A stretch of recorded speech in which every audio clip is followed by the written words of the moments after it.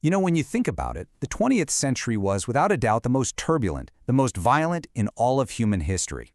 It was defined by a conflict so massive we had to break it into two parts, World War I and World War II. But what if they weren't really two separate wars at all? What if they were just one long, brutal, 30-year crisis?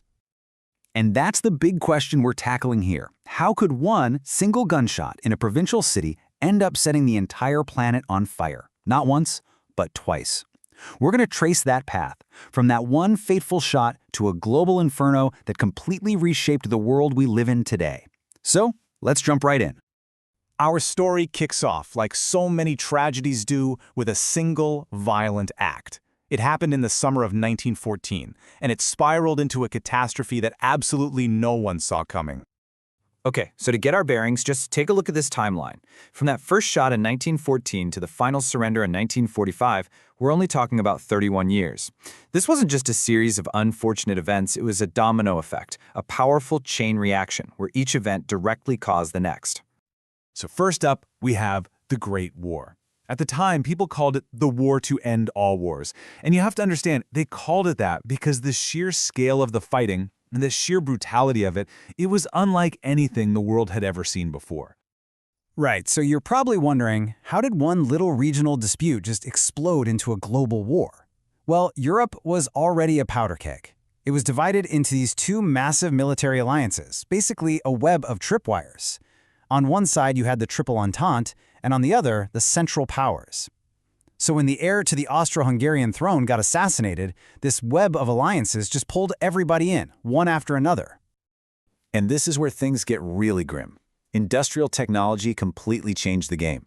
This wasn't a war of heroic cavalry charges anymore. It was a miserable, muddy stalemate. Things like machine guns, tanks, and even poison gas turned warfare into this cold industrial process of killing, mostly fought from the filth of the trenches. And the human cost, it's just staggering. It's almost impossible to wrap your head around. Over 16 million people died. That's more than 9 million soldiers and almost 7 million civilians. A loss of life on this scale was totally unimaginable, and it left an entire generation completely scarred. So in 1918, the guns finally go silent. But here's the kicker. The peace that came next was deeply, deeply flawed. In fact, you could argue it did nothing but sow the seeds for the next round of conflict. You have to imagine the sheer relief around the world. There was this incredible sense of optimism, and it's perfectly captured by this quote from the American President Woodrow Wilson. The world desperately wanted to believe that this was it, that this horrific slaughter would be the very last of its kind. But yeah, that hope, it didn't last long. The peace treaties signed at Versailles didn't heal the world's wounds. It just poured salt in them, setting the stage perfectly for what was to come. So let's break down why this treaty was so disastrous. For countries like France, which had been invaded by Germany twice in 50 years, this was all about security. So Germany was forced to accept 100% of the blame for the war, it lost huge chunks of territory, and had to pay absolutely crippling reparations. For many Germans, this wasn't peace. It was a national humiliation that just festered and grew into this powerful, burning desire for revenge. And all that deep-seated resentment, you mix that with a total economic collapse, and what you get is a political vacuum. And into that empty space steps some really radical, really dangerous totalitarian ideologies that promise to restore national pride no matter the cost. And the textbook example of this, of course, is Adolf Hitler. He was this absolute master of propaganda who knew exactly how to tap into the anger and the dreams of the German people. He promised to rip up the Treaty of Versailles and make Germany great again. And in 1933, that's exactly what he started to do, tearing down democracy to build his totalitarian Third Reich. You know, for years, the other big powers in Europe just kept trying to avoid another war. They had this policy called appeasement, basically giving Hitler what he wanted and hoping he'd just stop. But as Winston Churchill so sharply put it after they handed over a piece of Czechoslovakia, they weren't choosing peace, they were just delaying the inevitable. And boy, was Churchill right. In September 1939, Hitler's army smashed into Poland, and that 30-year crisis entered its second and even deadlier act. The world was at war all over again. The beginning was just terrifyingly fast. The German army unleashed this brand new tactic called Blitzkrieg, which means lightning war. And that's what it was. Poland fell in just a few weeks. After that, there was a strange quiet period, some called the phony war. But it didn't last. By the spring of 1940, that Nazi war machine was rolling again, gobbling up Denmark and Norway with ruthless speed.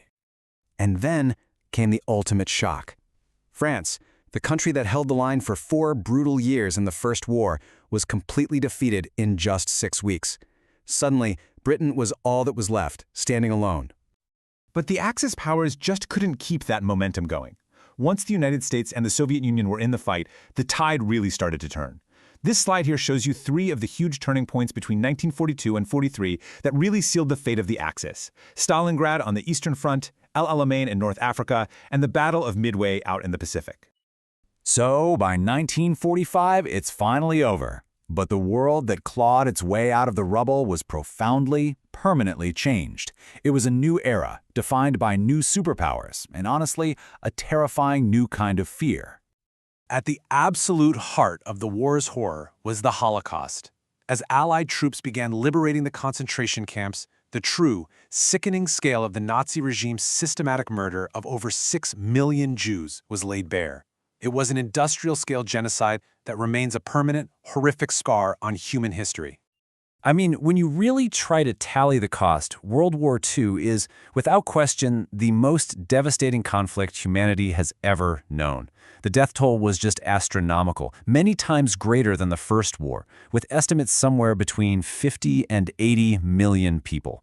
Just think about that. So the world was just completely remade. The old European empires that had dominated the globe for centuries shattered. In their place, 2 new superpowers rose up, the United States and the Soviet Union. And with the atomic bombs that were dropped on Japan, humanity walked into a terrifying new atomic age.